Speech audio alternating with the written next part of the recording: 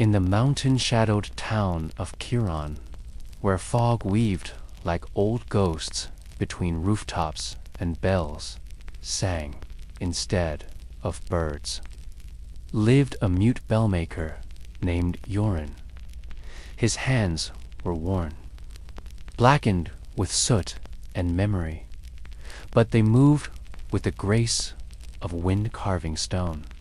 Every bell he forged carried something: unseen grief, joy, longing. And the villagers swore they could hear more than just sound in their tolling. They could hear feeling. Yoren hadn't spoken in decades, not since the winter when his daughter, Lian, died of the fever and left the world in silence.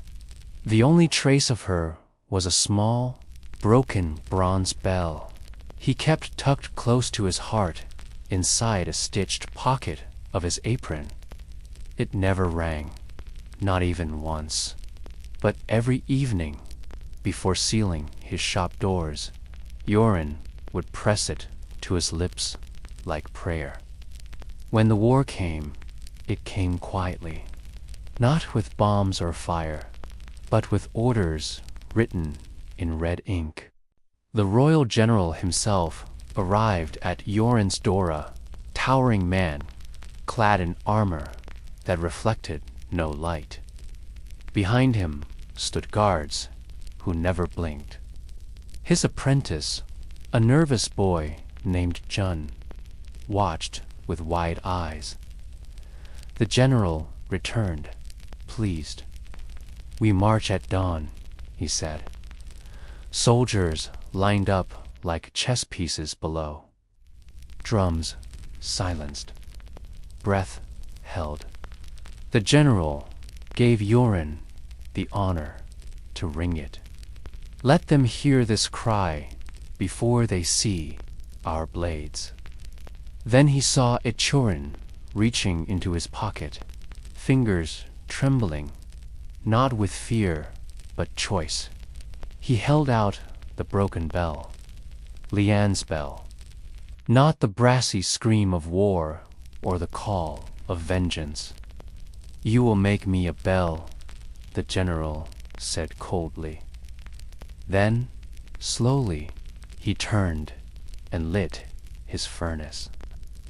Hammer struck metal like thunder, wrapped in sorrow.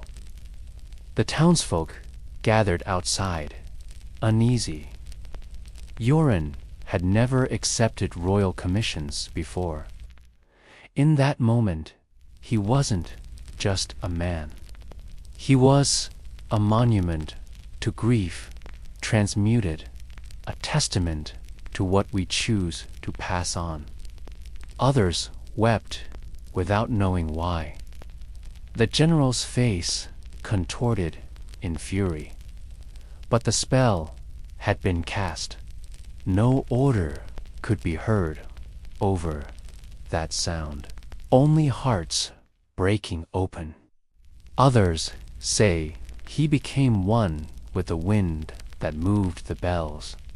But in Chiron, every dusk, when the town slips into hush, the bellmaker's chime still echoes, not loud, not proud, but true. His bells were for births, farewells, weddings, and mourning, but never for war. He did not nod, nor bow. He simply worked. His eyes, clear as river glass, set everything. Some sacrifices must be made in silence.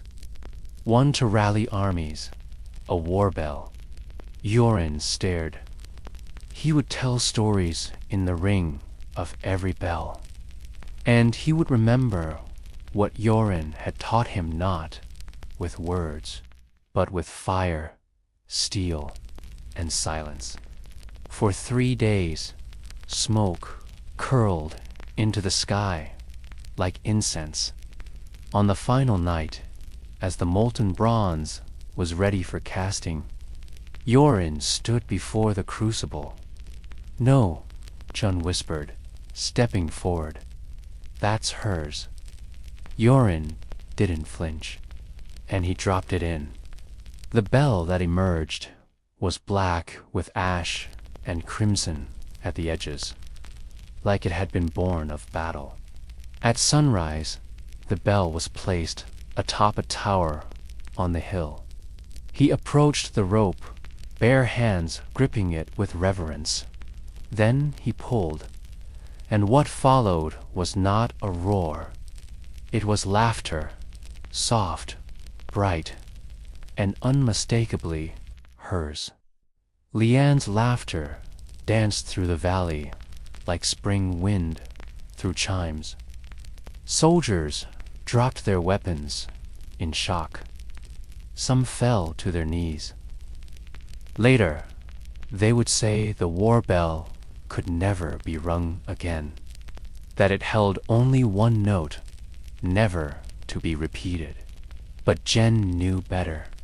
He would take over the forge in time. Some sounds never die. They simply wait to be heard by the right heart. Yorin disappeared soon after. Some say he walked into the mountains. And so the village learned.